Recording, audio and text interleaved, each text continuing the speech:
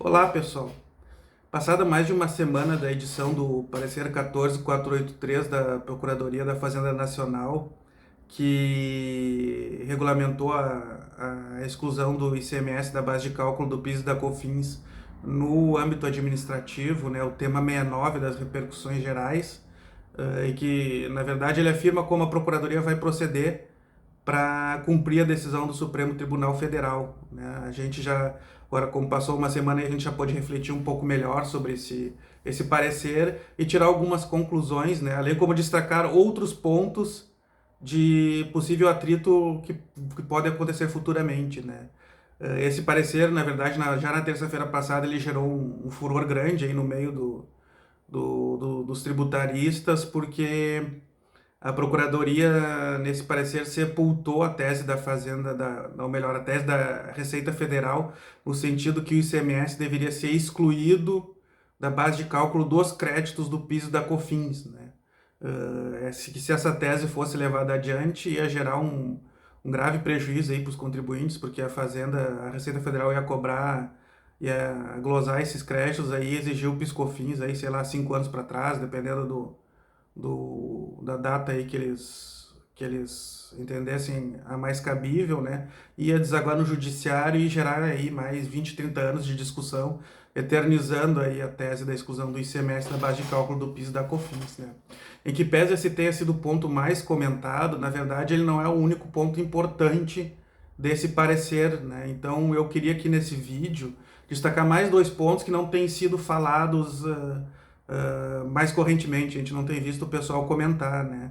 O primeiro deles é o ponto em que o parecer afirma que para os créditos inscritos em dívida ativa, né, os débitos inscritos em dívida ativa, em que o PIS/COFINS incidiu indevidamente sobre o ICMS posteriores a março de 2017, eles vão poder ser excluídos por mero cálculo aritmético, né? O que quer dizer, a Fazenda vai reproceder o cálculo, né, na própria esfera administrativa e excluir esses valores, né? Portanto, se trata de mero cálculo aritmético, não há necessidade de apresentação de nenhuma outra prova mais robusta, né?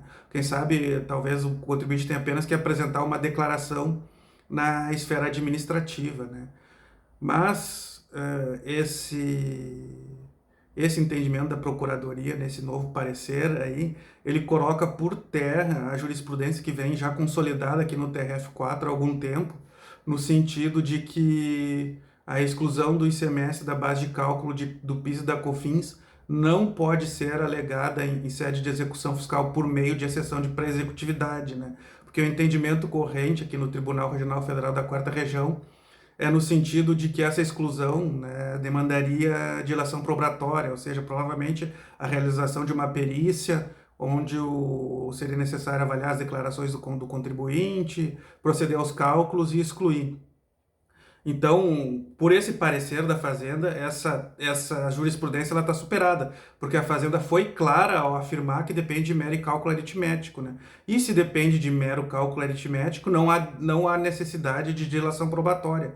Então o contribuinte pode pleitear em execução fiscal por meio de exceção de pré-executividade, né? Simples petição nos autos, sem qualquer necessidade de garantia a exclusão do ICMS da base de cálculo do PIS e da COFINS, né?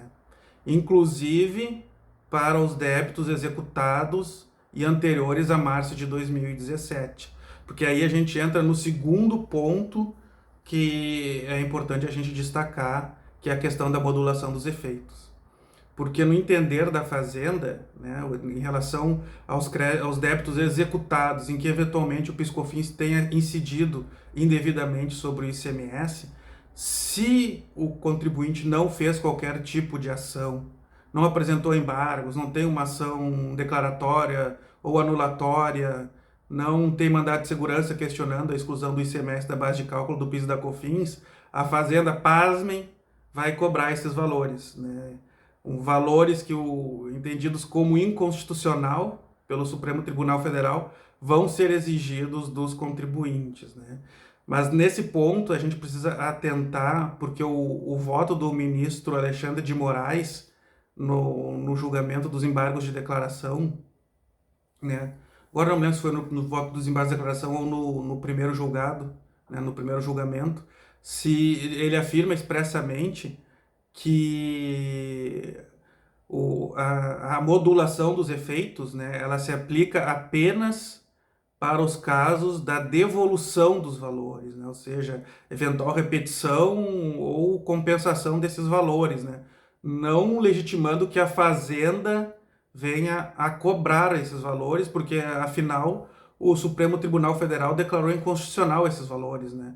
Então, e esse voto consta do voto da ministra Carmen Lúcia, que foi o voto condutor, né? Foi expressamente adotado pela ministra Carmen Lúcia, ministra relatora, né? Então, a gente vai ter também essa discussão, né? Para débitos anteriores a março de 2017, data de corte para a modulação dos efeitos, se esses débitos executados anteriores a março de 2017 poderão ser cobrados por meio de execução fiscal, ou se serão excluídos, né? A Procuradoria da Fazenda Nacional não vai excluir e vai exigir. Então, provavelmente, o contribuinte vai ter que se valer de alguma ação judicial, aí, ou exceção de executividade, ou embargos, para excluir esses valores e não suportar essa tributação inconstitucional.